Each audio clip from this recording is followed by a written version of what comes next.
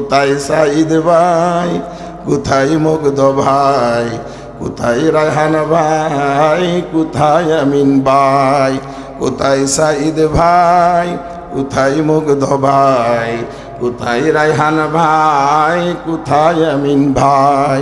তোমাদের সেই স্মৃতিগুলি আজ বুনি নাই, তোমাদের সেই স্মৃতিগুলি আজ বুনি নাই। কোথায় সাইদ ভাই, কোথায় মুগ্ধ ভাই, কোথায় আমিন ভাই, কোথায় রায়হান ভাই। ঠিক কিনা বলেন? পানি পানি লাগবে বলে তুমিও শহীদ হলে, স্বৈরাচার পতনে সাইদ বুকটা ধরলো মেলে। ঠিক কিনা বলেন? পানি পানি লাগবে বলে তুমিও শহীদ হলে, স্বৈরাচার পতনে সাইদ বুকটা ধরলো মেলে। সেই বুকেতে কেমনে ওরা করলো গুলি হাই, সেই বুকেতে কেমনে ওরা করলো গুলি হাই। কোথায় সাইদ ভাই, কোথায় মুগ্ধ ভাই, কোথায় আমিন ভাই, কোথায় রায়হান ভাই। তোমাদের সেই স্মৃতিগুলি আজ বুনি নাই, তোমাদের সেই স্মৃতিগুলি আজ বুনি নাই। কোথায় সাইদ ভাই, কোথায় মুগ্ধ ভাই, কোথায় আমিন ভাই, কোথায় রায়হান ভাই। মারহাবা বলেন। ওইদিকে যাব না। আল্লাহ তাআলা ডাক দিয়া বলে, আর 1450 বছর পরে তোমরাও স্বাধীনতার ডাক দিলা। আমার নবীও একটা স্বাধীনতার ডাক দিয়েছিল। সেদিকে আমি কিছু আলোচনা নিয়ে মূল আলোচনায় ঢুকতেছি। আল্লাহর নবীকে আল্লাহ তাআলা, নবীজির বাড়ি এমন বাড়ি যেখানে আল্লাহ তাআলার ঘর আল্লাহ কুদরতিভাবে নিজে সৃষ্টি করলেন, তারপরে ফেরেশতা, তারপরে বিভিন্ন নবীদের মাধ্যমে। ঘরটার নাম কি? বাইতুল্লাহ। এই বাইতুল্লাহর পাশে বিশ্বনবী রাহমাতুল্লিল আলামিনের মা বলে, আমার নবী, আমার সন্তান যখন আমার পেটের ভিতরে আসলো, আমি এরকম কিছু অনুভব করতে শুরু করলাম। এক পর্যায়ে আমার সন্তান দুনিয়াতে যেদিন আসবে, ঠিক ওই দিন আমি তাকায় দেখি আসমানটা যেন একেবারে আমার ঘরের উপরে এসে গেছে। এমন এক অবস্থা, আমি চিন্তায় পড়ে গেলাম। আমার মা নাই, আমার বাবা নাই, আমার স্বামী এই মুহূর্তে দুনিয়াতে নাই। একটা নারী তার স্বামী যখন জীবিত থাকে, দুনিয়াটাই যেন তার সামনে থাকে। বিশেষ করে একজন নারী যখন গর্ভবতী হয়, একেবারেই সন্তান ডেলিভারির সময় আসে, ওই নারীটা দিনের মধ্যে কয়েক হাজার বার মৃত্যুর কথা স্মরণ করে মনে হয় আর বেশি দিন দুনিয়াতে বাঁচব। আচ্ছা মানুষ বলা দেখি, রাত্রি কেনে কালো, চাঁদ সূর্য কোথা হতে পেল এত আলো। পশু পাখি কয় না কথা, মানুষ কেনে কয়, বলো বলো এসব মানুষ কেমন করে হয়। ফলগুলি সব নানান রঙের কেমন করে হয়, পাতাগুলি সবুজ বটে ফুলের মতো নয়। দুধ কেন হয় সাদা, মরিচ কেন ঝাল, আমগুলি সব পাকলে পরে কেমন হয় তালাল। আমরা সবাই বাস করি ভাই এই দুনিয়ার রঙ্গে, হাতের রেখায় আর চেহারা মিলে না কারো সঙ্গে। মিলে? আমরা সবাই বাস করি ভাই এই দুনিয়ার রঙ্গে, হাতের রেখায় আর চেহারা মিলে না কারো সঙ্গে। আর মিলে না কথার ধরন, আঙ্গুলের টিপ। ঠিক কিনা? মিলে? দেখেন একজনের কাছে আর একজন তাকায় দেখেন তো একটু। দাদা নাতির দিকে তাকান, ছেলে বাবার দিকে তাকান, ভাই ভাইয়ের দিকে তাকান। আর মিলে না কথার ধরন, আঙ্গুলের টিপ। আল্লাহ তাআলা একজন আছেন, প্রমাণগুলো ঠিক। আল্লাহ তাআলা একজন আছেন, প্রমাণগুলো ঠিক। এই মুহূর্তে আপনি ফিলিস্তিনের মনে করে আপনি একটু তাকান তো। আপনার 10 তলা বাড়ি ছিল, মার্কেট ছিল, বাড়ির সামনে একটা 3 তলা 4 তলা মসজিদ ছিল। 5 ওয়াক্ত নামাজের আজান যখন দিত, মুয়াজ্জিন যখন বলতো আল্লাহু আকবার আল্লাহু আকবার, হাইয়া আলাস সালাহ হাইয়া আলাল ফালাহ, الصلاة خير من النوم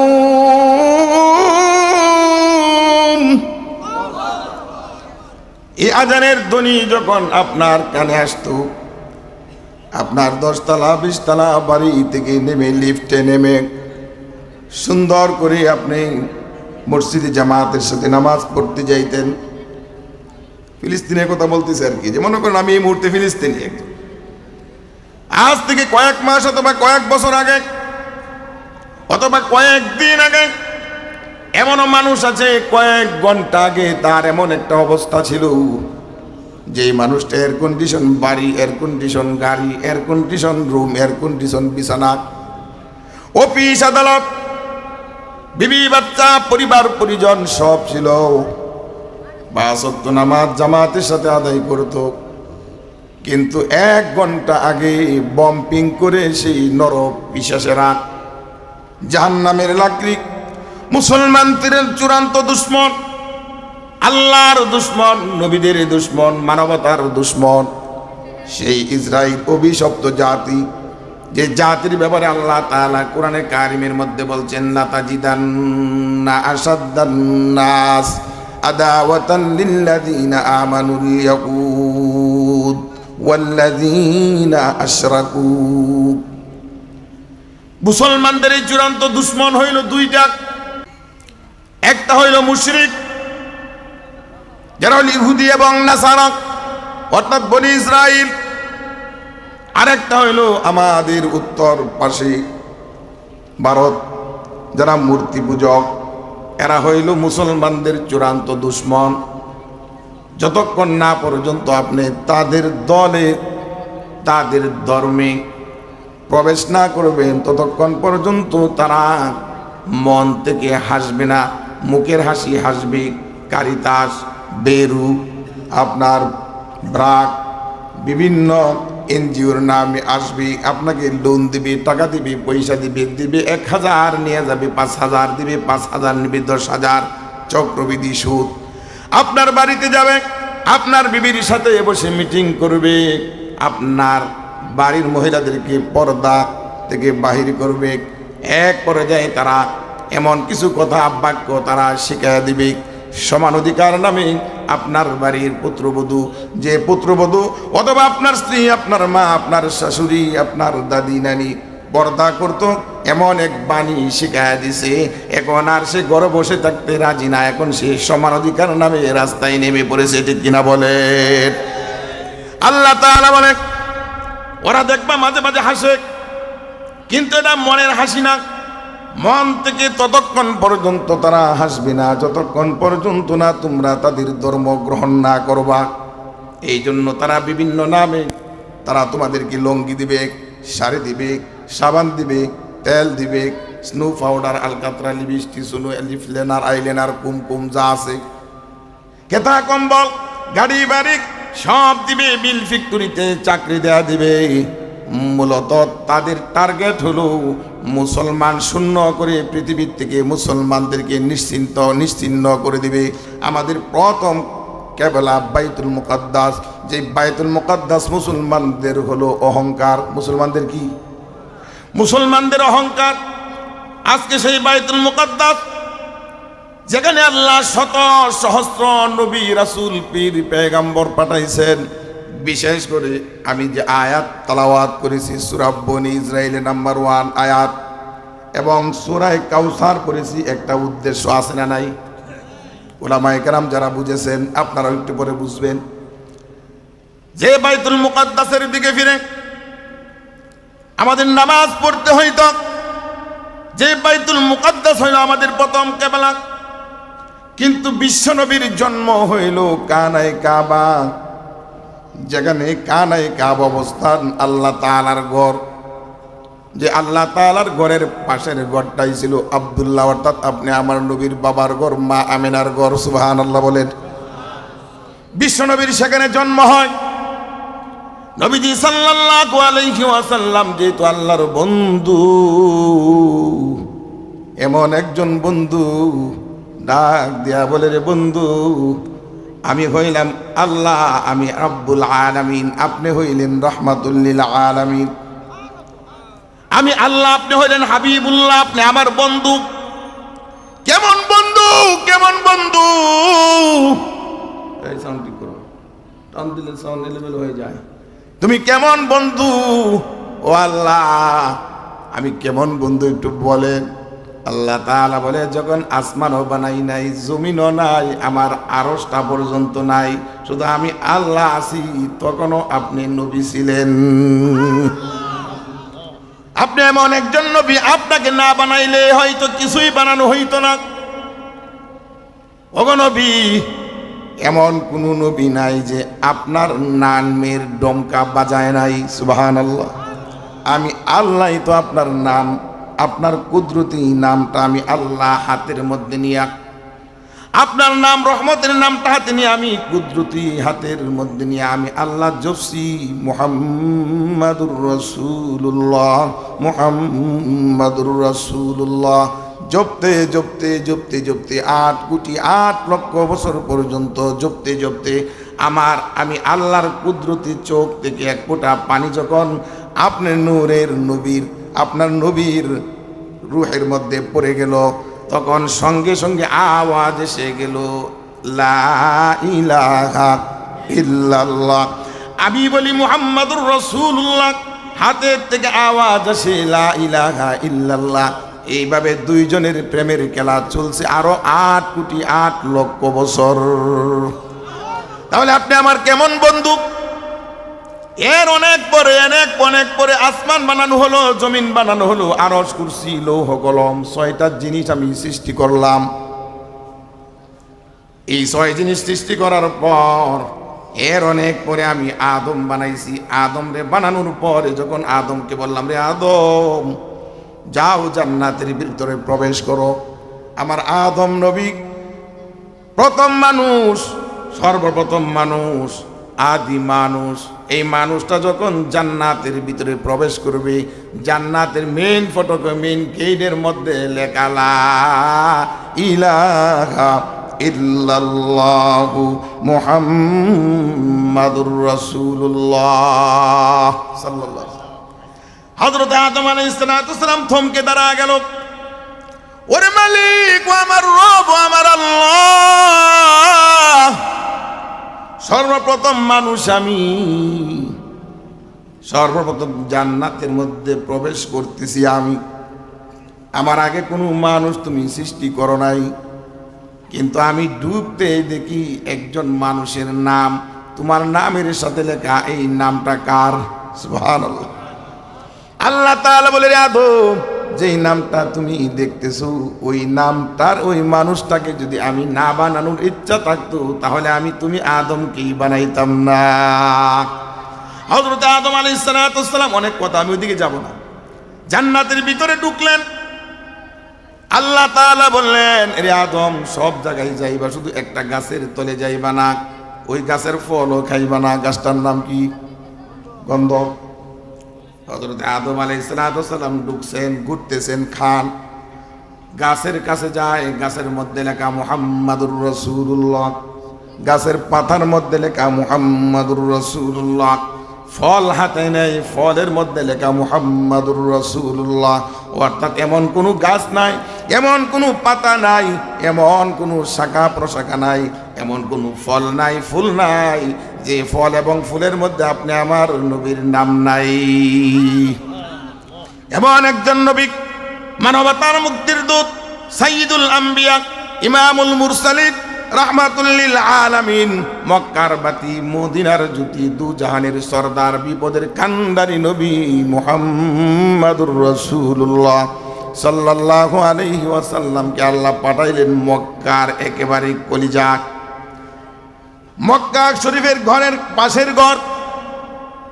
সেই নবীজি সাল্লাল্লাহু আলাইহি ওয়াসাল্লাম যখন মায়ের পেটের ভিতরে ঢুকলেন, বাবা আব্দুল্লাহ 6 মাস বয়স যখন নবীজির মায়ের পেটে, তখন দুনিয়ার থেকে বিদায় হয়ে গেছে।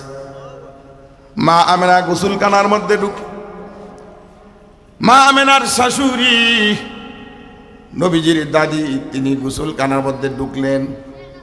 ঢুকে দেখে এত সুন্দর ঘ্রাণ, জীবনে কোনোদিন এমন সুন্দর সুঘ্রাণ অনুভব করে নাই। বাড়িতে গ্রান, রাস্তার মধ্যে সুগ্রান।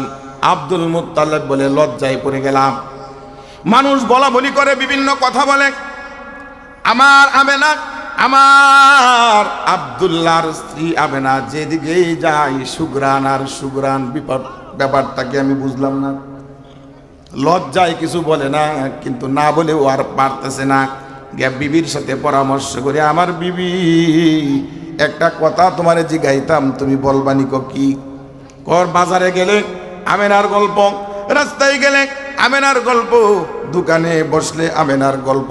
কি গল্প?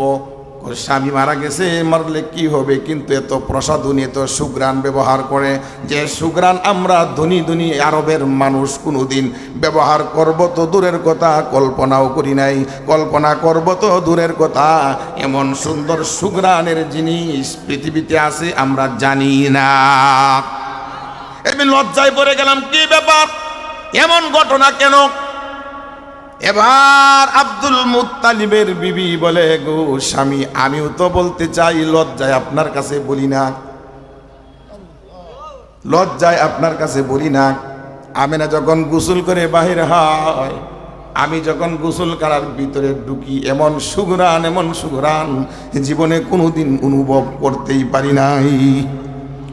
রান্না করে, ঘরের বিছানায় যেদিকেই আমেনা যায় সেদিকেই সুঘ্রাণ। তাহলে কি একটু জিজ্ঞাসা করা যায় নাকি? অবশ্যই, কথা হলে জিজ্ঞাসা করো। জিজ্ঞাসা যেহেতু করতেই হবে, আসেন দুইজনে মিলে আমেনারে জিজ্ঞাসা করি। দুইজন মিলে গেল, মা অনুমতি দিলে একটা কথা জিজ্ঞাইতাম। কি? আপনারা হইলেন শ্বশুর শাশুড়ি, আপনারা জিজ্ঞাবেন আবার কিসের অনুমতি? তখনও ছিলেন পুত্রবধূ, এখনো পুত্রবধূ বাংলাদেশে আছে না নাই? এখন মা, আপনার শাশুড়িকে আপনি কি নামে সম্বোধন করেন একটু ভালো করে বুঝেন।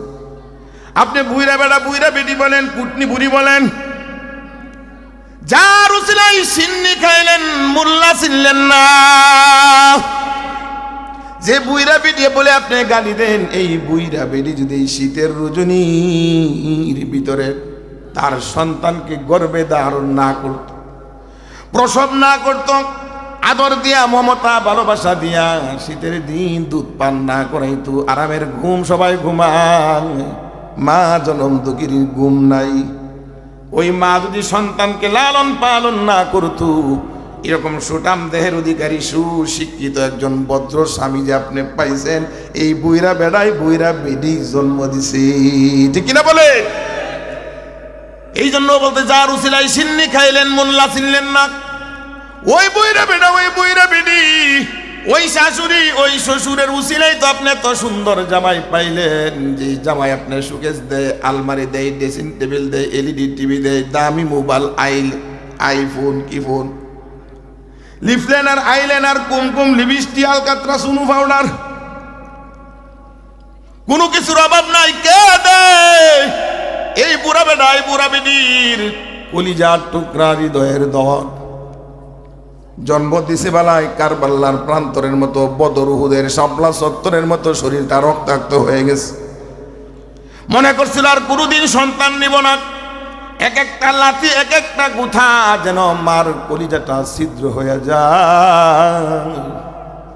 যখন আপনি আমি দুনিয়াতে এসেছি, মায়ের কলিজার ভিতরে এমন লাথি দিয়েছি, ডাক্তাররা বলছে, ডাক্তাররা যেই পরিমাণ লাথি একটা সন্তান তার মাকে কলিজার ভিতরে দেয়, এই একটা লাথি যদি বাবাকে দিত, বাবা 24 ঘন্টার মধ্যে কয়েকশো বার মারা যাইত।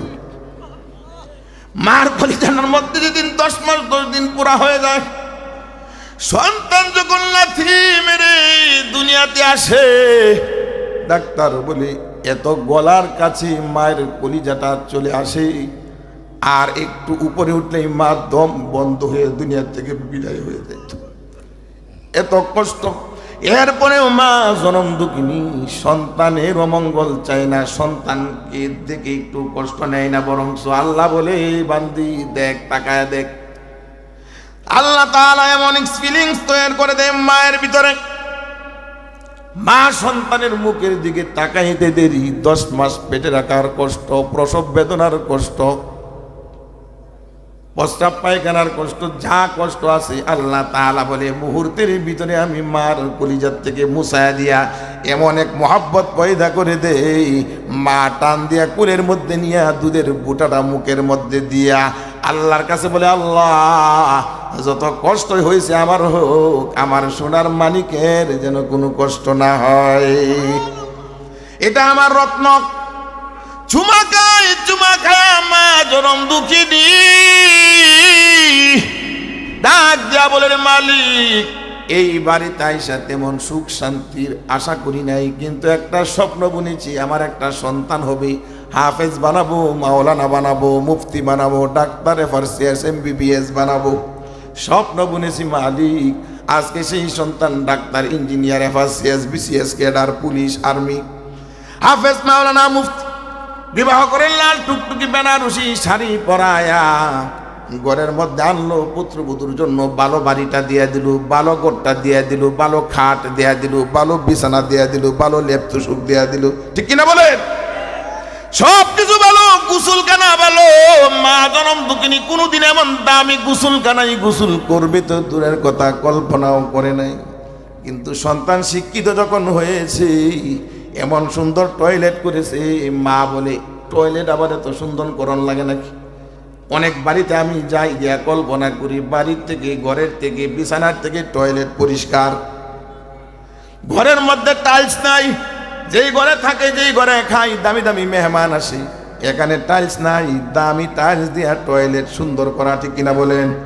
আল্লাহ তাআলা বলে এত সুন্দর টাইলস করা toilet, high commode, low commode, গরম পানি, ঠান্ডা পানি, সুচ দিলেই বাহির হয়। সব আয়োজন তোমার মা, তোমার বাবা তোমার জন্য করলো, সুন্দর পুত্রবধূ আনলো। এবার এই মেয়ে যদি তোমার মা তোমার বাবাকে বইরা বেটা বইরা বেটি বলে, আল্লাহ তাআলা বলে মার মনটা খারাপ হইতে দেরি, মা কষ্ট পাইতে দেরি, আল্লাহ বলে আমার আরশে আজিমের ধাক্কা লাগতে দেরি হয় না। তো এই জন্য আব্দুল মুত্তালিব বলে, মা তোমাকে একটা কথা জিগাইতাম। শাশুড়ি বলে, মা তুমি যদি অনুমতি দিতে একটা কথা জিগাইতাম। মা আমিনা বলে, আপনারা জিগাইবেন না তো জিগাইবে কে? কি জিগাইবেন বলেন? ও জিগাইতাম মা, মানুষ বলা বলি করে তোমার শ্বশুর বাজারের দোকানে, রাস্তাঘাটে যখন যায়, এত সুগ্রাণ তুমি যদি কোথাও দিয়া যাও, 2 দিন 3 দিন পর্যন্ত সুগ্রাণ থামে না। আমি যখন গোসলখানায় ঢুকি, তুমি গোসল করার পর এত সুন্দর সুঘ্রাণ কোনোদিন বুঝি নাই। কি এমন প্রসাদ তুমি ব্যবহার করো রে আমি না? কে তোমার এনে দেয়? কোথায় পাও এই সুঘ্রাণ? আমার ছেলে আব্দুল্লাহ তো দুনিয়াতে নাই। মা আমেনা বলে, মা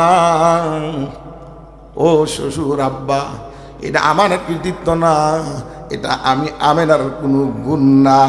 আমার পেটের ভিতরে যে সন্তানটা এসেছি, এই সন্তানটা যেদিন থেকে আমার পেটের ভিতরে এসেছি, সেই দিন থেকে আমি যেদিকেই যাই সেদিকেই দেখি আসমানের সূর্যটা আমার সাথে যেন কথা বলে। আসমানের সূর্যের তাপটা আমার জন্য এয়ার কন্ডিশন হয়ে যায়। আমি যখন মরুভূমির রাস্তা দিয়ে হাঁটি, আমার পায়ের নিচে যে পাথরগুলি পড়ে, পাথরগুলি তুলার মতো নরম হয়ে যায়।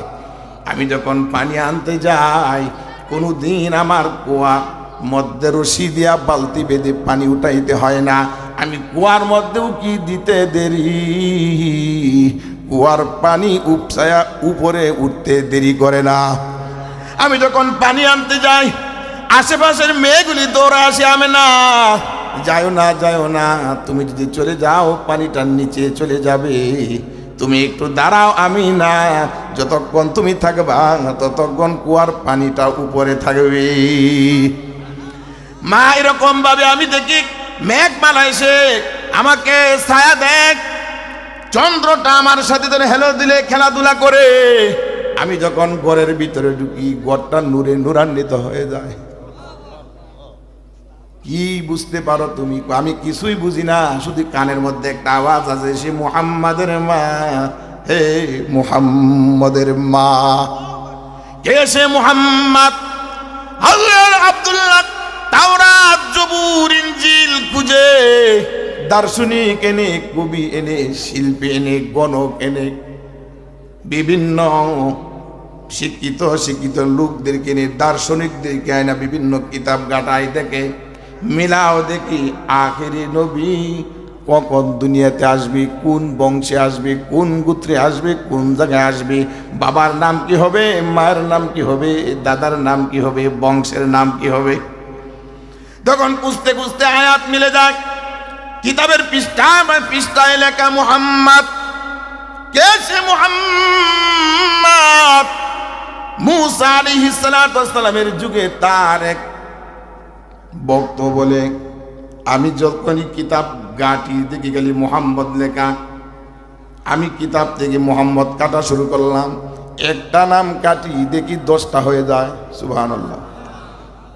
এইভাবে ঈসা নবীর এক উম্মত বলে, আমার নবীর নাম নাই, খালি কে একজন মানুষ নাম খালি মুহাম্মদ কাটতে শুরু করে, একটা কাটে 10টা হয়, 10টা কাটে 20টা হয়।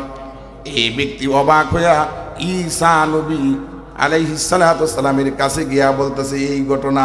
ঈসা নবী বলে, কাটবা না, এইভাবে যদি কাটতে কাটতে কাটতে কাটতে তোমার প্রতিযোগিতা বেড়ে যায়, তখন আর আমার কিতাবের কোনো অক্ষর আর খুঁজে পাইবা না, সব হরফগুলি মুহাম্মদে পরিণত হয়ে যাবে। কারণ আল্লাহর সাথে তার এত ভাব, আল্লাহ তাকে এত বেশি ভালোবাসে। আল্লাহ তাআলা বলে, আমার নবী মুহাম্মাদুর রাসূলুল্লাহ, আমার নবী রব্বুল আলামিন বলে, আমার নবীকে আমি এত বেশি ভালোবাসি, এত বেশি ভালোবাসি। ভালোবাসা কারে কয় একটু শুনবেন নি? শুনবেন? তাহলে ভাগবেন না থাকবেন? কতক্ষণ থাকবেন? আরে আমার কতক্ষণ চলবে? তা আমার তো দাম লাগবে রংপুর মাহফিল করতে আগামীকাল, ঢাকা যাবো, এরপর রংপুর।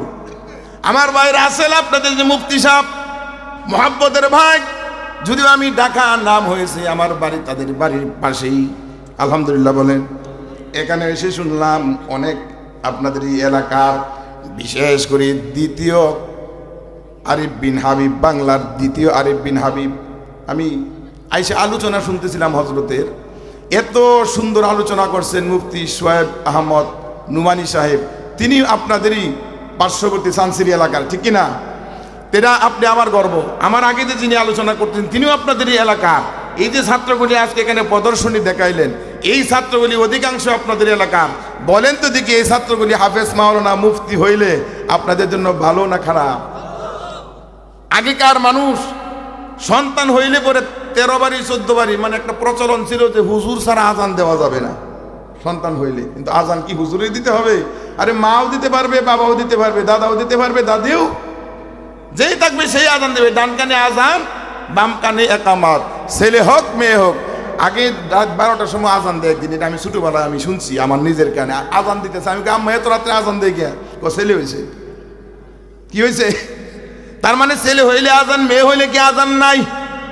ইসলাম এই বৈষম্য করে না, এই বৈষম্য আমরা সৃষ্টি করছি। বৈষম্য ছাত্র বিরোধী আন্দোলনে বৈষম্য বিরোধী ছাত্ররা আন্দোলন করে বৈষম্য দূর করার জন্য, বৈষম্য দূর করে তারা নিজেরাই সরকার হয়ে গেল, চাইতে গেল অধিকার হয়ে গেল সরকার।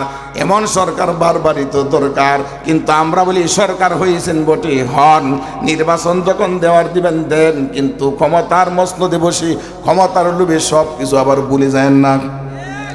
বাংলার দামাল ছেলেরা যারা টেকনাফ থেকে তেতুলিয়া, রূপসা থেকে পাতুরিয়া, নারায়ে তাকবীর আল্লাহু আকবার ধ্বনি দিয়া যাইতে যাইতে যাইতে যাইতে গণভবন বঙ্গভবন পার হয়ে একেবারে সংসদ ভবনে গিয়া বলে, মাননীয় স্পিকার, ঠিক কিনা বলেন? পায়ের উপরে পা তুলে চেয়ারের উপরে চেয়ার উঠায়া বসে বলে, আমরাই বাংলার দামাল ছেলে, আমরা যদি স্বাধীনতার জন্য বুক পেতে দিতে পারি, আমরাই সেই আবু জাহিদ, সেই মুগ্ধ। কোথায় সাইদ ভাই, কোথায় মুগ্ধ ভাই, কোথায় রায়হান ভাই, কোথায় আমিন ভাই, কোথায় সাইদ ভাই, কোথায় মুগ্ধ ভাই, কোথায় রায়হান ভাই, কোথায় আমিন ভাই। তোমাদের সেই স্মৃতিগুলি আজ বুনি নাই, তোমাদের সেই স্মৃতিগুলি আজ বুনি নাই। কোথায় সাইদ ভাই, কোথায় মুগ্ধ ভাই, কোথায় আমিন ভাই, কোথায় রায়হান ভাই, ঠিক কিনা বলেন? পানি পানি লাগবে বলে তুমিও শহীদ হলে, স্বৈরাচার পতনে সাঈদ বুকটা ধরলো মেলে। ঠিক কিনা বলেন? পানি পানি লাগবে বলে তুমিও শহীদ হলে, স্বৈরাচার পতনে সাঈদ বুকটা ধরলো মেলে। সেই বুকেতে কেমনে ওরা করলো গুলি হাই, সেই বুকেতে কেমনে ওরা করলো গুলি হাই। কোথায় সাঈদ ভাই, কোথায় মুগ্ধ ভাই, কোথায় আমিন ভাই, কোথায় রায়হান ভাই? তোমাদের সেই স্মৃতিগুলি আজও ভুলি নাই, তোমাদের সেই স্মৃতিগুলি আজও ভুলি নাই। কোথায় সাঈদ ভাই, কোথায় মুগ্ধ ভাই, কোথায় আমিন ভাই, কোথায় রায়হান ভাই? মারহাবা বলেন। ওইদিকে যাব না। আল্লাহ তাআলা ডাক দিয়া বলে, আর 1450 বছর পরে তোমরাও স্বাধীনতার ডাক দিলা। আমার নবীও একটা স্বাধীনতার ডাক দিয়েছিল। সেদিকে আমি কিছু আলোচনা নিয়ে মূল আলোচনায় ঢুকতেছি। আল্লাহর নবীকে আল্লাহ তাআলা, নবীজির বাড়ি এমন বাড়ি যেখানে আল্লাহ তাআলার ঘর আল্লাহ কুদরতিভাবে নিজে সৃষ্টি করলেন, তারপরে ফেরেশতা, তারপরে বিভিন্ন নবীদের মাধ্যমে। ঘরটার নাম কি? বাইতুল্লাহ। এই বাইতুল্লাহর পাশে বিশ্বনবী রাহমাতুল্লিল আলামিনের মা বলে, আমার নবী, আমার সন্তান যখন আমার পেটের ভিতরে আসলো, আমি এরকম কিছু অনুভব করতে শুরু করলাম। এক পর্যায়ে আমার সন্তান দুনিয়াতে যেদিন আসবে, ঠিক ওই দিন আমি তাকায় দেখি আসমানটা যেন একেবারে আমার ঘরের উপরে এসে গেছে। এমন এক অবস্থা, আমি চিন্তায় পড়ে গেলাম। আমার মা নাই, আমার বাবা নাই, আমার স্বামী এই মুহূর্তে দুনিয়াতে নাই। একটা নারী তার স্বামী যখন জীবিত থাকে, দুনিয়াটাই যেন তার সামনে থাকে। বিশেষ করে একজন নারী যখন গর্ভবতী হয়, একেবারেই সন্তান ডেলিভারির সময় আসে, ওই নারীটা দিনের মধ্যে কয়েক হাজার বার মৃত্যুর কথা স্মরণ করে মনে হয় আর বেশি দিন দুনিয়াতে বাঁচব না, আমি মরে যাই না বাঁচি। আমার স্বামী, আমার এই সংসার, আমার পেটের রত্ন, আমার এই পেটের মানিক, সোনার মানিকের মুখ আমি দেখতে পারি কিনা জানি না। এইভাবে টেনশনে ভুগতে থাকে। স্বামীর সাথে বারবার কথাগুলি বলতে থাকে, রে স্বামী, একসাথে ঘর সংসার করেছি, জানি না দুনিয়ার থেকে বিদায় হয়ে যাইতে হয় কিনা। তোমার সন্তান আমার পেটে যদি আমি বিদায় হয়ে যাই, আমারে মাফ করে দিও। আমি কত কষ্ট আপনাকে দিয়েছি, আমাকে আপনি মাফ করে দিয়েন যদি দুনিয়ার থেকে বিদায় হয়ে যায়। এইভাবে স্বামীর সাথে একান্তভাবে কথাগুলি বলতে থাকে। একেবারে যখন দিনকাল মুহূর্ত সামনে এসে যায়, বিবি তার চাবিটা, তার সংসার, তার স্বামীকে বুঝায় দিয়া বলে, হয়তোবা আমি এই অপারেশন থিয়েটারে ঢুকতেছি, হয় জীবিত বাহির হব, না হয় মৃত। তার মানে হলো সিজার।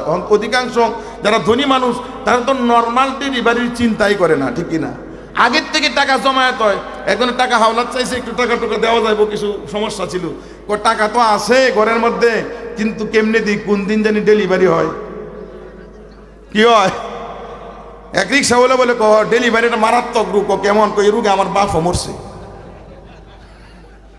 ভাই বেটা, তোর বাপ মরছে মানে জানো সেটা কি? কি কয়টা হইলো বাচ্চা হইলে যে রোগ, এটার নাম ডেলিভারি রোগ। স্যার, আমরা তো শিক্ষিত মানুষ না, মুখ্য সূক্ষ্ম মানুষ, এইটা তো বুঝি নাই। তো যাই হোক, এখন তো ডেলিভারি রোগ এমন রোগ হয়ে গেছে, আগেই টাকা জমা করে রেখে দেয়। আল্লাহ কই নেয়ত গুনে বরকত। এই জন্য হাদিসটা পড়ছি, ইন্নামাল আমালু বিন্নিয়াত, নেয়ত গুনে বরকত। বুখারী শরীফের প্রথম হাদিস। এই যে বুখারীর এত হাদিসের ভিতরে সর্বপ্রথম এই হাদিস কেন আনলেন? কারণ হলো, আমি যে এই বুখারী পড়ব, সিয়াসিত্তার কিতাব পড়ব, তাফসির পড়ব, হাফেজ মাওলানা মুফতি হয়ে আমি যে জগৎ বিখ্যাত আলেম হয়ে বাহির হব, আমি কি আলেমটা মানুষ দেখানোর জন্য হব? মানুষ আমাকে আলেম বলবে, মানুষ আমাকে হাফেজ বলবে, মানুষ আমাকে খতিব বলবে, মানুষ আমাকে বক্তা বলবে, মানুষ আমাকে মুফতি বলবে, মানুষ আমাকে শাইখুল হাদিস বলবে। এই জন্য না না না, আল্লাহ বলেন নিয়ত ঠিক করো, আমার রাসূল বলেন নিয়ত ঠিক করো, একমাত্র কেবলমাত্র শুধুমাত্র আমি আল্লাহ তাআলা সন্তুষ্টির জন্য আলেম হইতেছি, ঠিক কিনা? বাল্লিগু আন্নি ওয়ালাউ আয়া, একটা আয়াত যদি আমার রাসূলের পক্ষ, আমার আল্লাহর পক্ষ থেকে আসে, আমি মানুষের কাছে পৌঁছায় দিব। এই জন্যই আয়াত, এই জন্যই হাদিস। আল্লাহ তাআলার নবী বিশ্ব নবী রাহমাতুল লিল আলামিন হাঁটি হাঁটি পা পা করে আসার যখন সময় হয়ে গেল, এবার মা আমিনা বলে আমি এরকম চিন্তা করতে থাকলাম, আমার স্বামী যদি আজকে দুনিয়াতে থাকতো আমার একটু ভরসা হইত। আল্লাহ তাআলা ইলহামের মাধ্যমে জানা দিলেন যে আমার নবীর মা আমিনা, টেনশন করিস না, তাকা দেখ তোর ঘরের ভিতরে কারা আসতেছি, কে আসে কে আসে।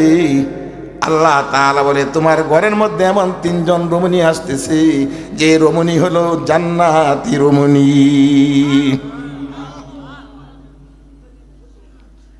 নবীজির আগমনে এমন কিছু ঘটনা আল্লাহ তাআলা ঘটাইলেন। নবীজির মা আমিনা তাকা দেখে ঘরের মধ্যে নূরে নূরান্বিত হয়ে গেছে, খুশবু, এত সুন্দর সুঘ্রাণ কোনোদিন এর আগে উনি অনুভব করে নাই। অনেক গ্রান পাইছে, জান্নাতি গ্রান, কিন্তু আজকের গ্রানটাই স্পেশাল। কে আমার ঘরে? ডাক দেয়া বলে আমরা 4 জন রমণী আসছি জান্নাতের থেকে। একজন আসছে হযরত ইব্রাহিম আলাইহিস সালাতু ওয়াস সালামের বিবি হাজেরা, সুবহানাল্লাহ। আরেকজন হলো বিবি মরিয়ম, আরেকজন হলো ফেরাউনের স্ত্রী আসিয়া, সুবহানাল্লাহ। আরেকজন হলো ঈসা নবীর মা বিবি মরিয়ম, আরেকজন হলো হযরতে মূসা আলাইহিস সালাতু ওয়াস সালামের বোন কুলসুম। নবীজির আগমনে স্বাগত মিছিলে আসমান জমিন হেলে দুলে।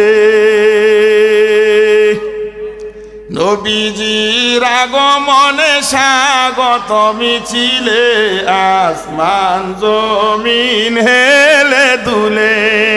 সালাম জানাই হুর পরি ফেরেশতায়, খুশির শিহরণে জাগে লতা পাতা। নিশি কেটে হল ভোর, প্রকাশ পেল নবীর নূর।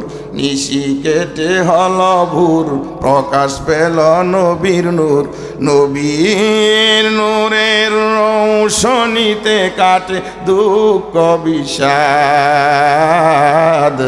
আমিনার ঘরে এলো পূর্ণিমার চাঁদ। গুলবাগে বুলবুল অবিরত মশগুল, আসিলেন রাসূল নামে মুহাম্মদ। আমিনার কুলে এলো পূর্ণিমার চাঁদ। আমিনার কুটিরে পূর্ণময়ী নারীরা, মরিয়ম রহিমা ও বিবি হাজেরা, সুবহানাল্লাহ বলেন। আমিনার কুটিরে পূর্ণময়ী নারীরা, মরিয়ম রহিমা ও বিবি হাজেরা। তারা আসছে, আল্লাহ তাআলা পাঠাইছে। কে পাঠাইছে? আল্লাহ তাআলা বলেন এই মানুষগুলি আইসা বলে আমিনা টেনশন করিও না, আমরাই আমার নবীর দাত্রীগিরি করব, সুবহানাল্লাহ বলেন। জান্নাতি পোশাক নবীরে পরে দিলেন। নবীজি এসেই মাটিতে পড়ে সেজদার মধ্যে গিয়া উম্মতি উম্মতি বলে কাঁদে। পৃথিবীর যতগুলি ভাষা আছে সব ভাষা দিয়া নবীজি আল্লাহর কাছে কান্না করে দোয়া করতেছে। আমিনা ডাক দিয়া বলে আমার সন্তান দুনিয়াতে আসলো খতনা করা অবস্থায় কুদরতিভাবে মুসলমানি করানো। আমার কোনো রক্তপাত হয় নাই, কোনো দুর্গন্ধ নাই, কোনো আলামত নাই, আমি বেহুশ হই নাই, আমার পেটের মধ্যে কোনো ব্যথাও অনুভব করি নাই। কিন্তু আমি তাকা দেখি কি ব্যাপার, আমার সন্তানটা সাজদার মধ্যে পড়ে কি কয়, মনে হয় টুটকুনি নড়ে। মা আমিনা বলে আমার কানগুলি আমার সন্তানের মুখের কাছে লাগায় দিলাম। আমি অনেকগুলি ভাষায় আমার সন্তানকে কথা বলতে শুনেছি, অনেকগুলি ভাষা আমি বুঝি নাই, কিন্তু একটা ভাষা বুঝছি। আমার সন্তান মুহাম্মদ বলতেছে রব্বি হাবলি উম্মতি ইয়া উম্মতি। সেই নবী রাহমাতুল লিল আলামিন হাঁটি হাঁটি পা পা করে বড় হাতিমে কানায় কাবার মধ্যে শুয়া অবস্থা, অথবা হাজরে আসওয়াদ পাথরের কাছে শুয়া অবস্থায়, গভীর রাত, গভীর রজনী, হঠাৎ করে জিবরাইল আলাইহিস সালাম সালাম দিয়া বলে, গো নবী, এখান থেকে মেরাজ করতে হবে আল্লাহ তাআলার বাড়িতে। সুবহানাল্লাহ। এই যে বরকতের মাস, 26তম রাত, অর্থাৎ 26তম দিবাগত রাত, এই রজব মাসে আল্লাহ তাআলা বিশ্বনবীকে আল্লাহ তাআলার বাড়িতে নিছেন। কেন নিছেন শুনবেন নি? এক নাম্বার কারণ হলো, যখন কাফের মুশরিক বেঈমানরা আমার নবীর সন্তান হইল, কিন্তু ছেলে সন্তান তাহের, ইব্রাহিম, এরা যখন দুনিয়া থেকে বিদায় হয়ে গেল, কাফের মুশরিক বেঈমানরা আপনি আমার নবীকে জ্বালাতন নির্যাতন কম করে নাই, এমন ভাবে নির্যাতন করতে শুরু করলো, যেই মানুষটাকে আল আমিন উপাধি দিয়া বিশ্বস্ত বন্ধু হিসাবে তারা ঘোষণা করেছিল, আমানতগুলি রাখতো, এমন ভালো মানুষ কোনোদিন আসে নাই, আসবেও না, ভবিষ্যতেও আসবে না। ঠিক কিনা বলেন?